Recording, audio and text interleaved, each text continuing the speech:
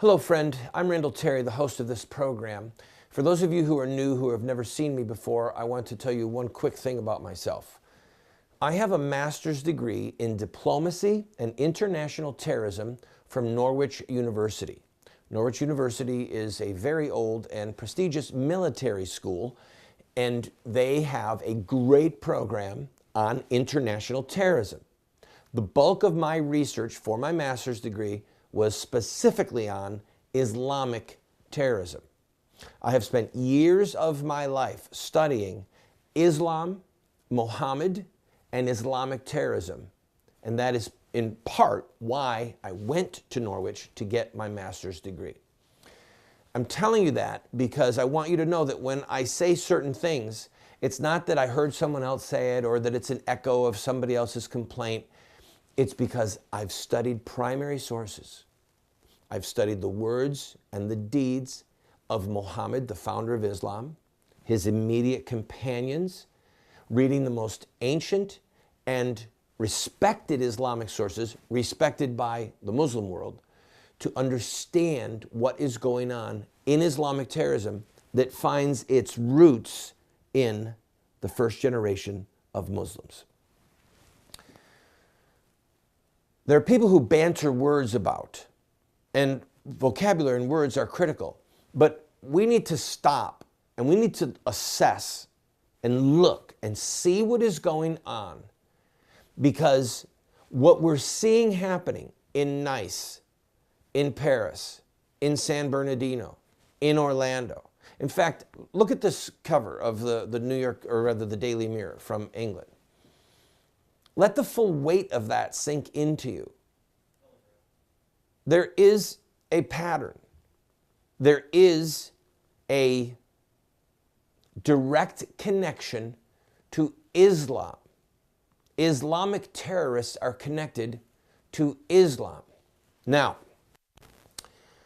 in a minute I'm going to play the clip from Newt Gingrich because it was probably the most prescient, the most targeted comment I've ever heard by an elected or unelected official on a news broadcast. And he got it right 95% of the way. And so I applaud Mr. Gingrich for doing that. But what I want you to understand is this. There's people out there right now that are saying, we need to get rid of Sharia law, man. You got to test them in Sharia law.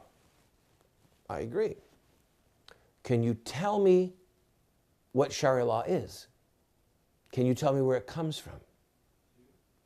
Sharia law is the aggregate of the words, or the compilation of the words of the Quran, and in many circumstances, far more importantly, the words and deeds of Muhammad, the founder of Islam, that are not in the Quran. Now just stop for a second. Those of us from a Christian background say, oh, we have the Bible, they have the Quran. No. Their Quran is a very small book. It's about 1/8 the size of a Christian Bible.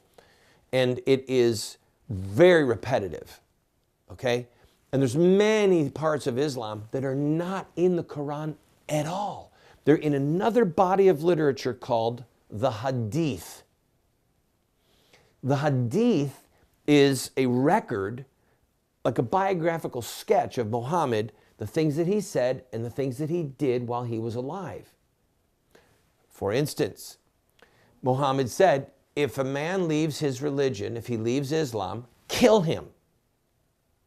That's not in the Quran. It's not in the Quran.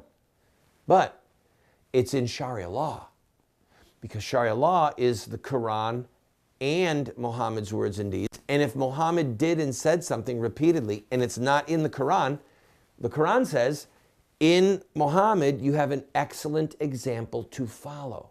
So the Quran says to Muslims, do what Muhammad did and you'll be safe with Allah.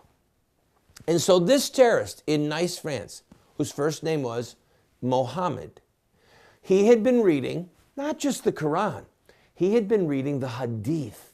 He had been reading the Siras, as they're called, S-I-R-A, a Sira, that's biography, the biographies of Muhammad.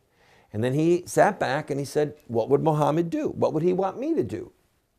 kill infidels. And the reason that we know this is because he and we can read this literature. It's all right there.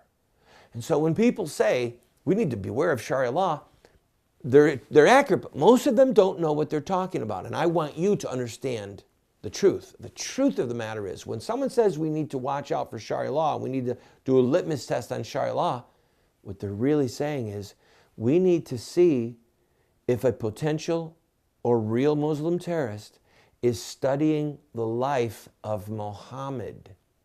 Because Muhammad's life, his example, his words are the foundation for Sharia law. Without Muhammad's bloody example, the Mohammed Boulel in France, who just murdered all these people, he wouldn't have any example to follow. But by following Muhammad's example, he became a genocidal maniac committing mass murder. Why? You guessed it. Because that's what Muhammad did. I'm going to take a break. We're going to come back and watch Newt Gingrich's clip, and I'm going to start to develop a cadre of men and women who can be useful to our national security and our communities regarding the mosques that are in your town. I'll be right back.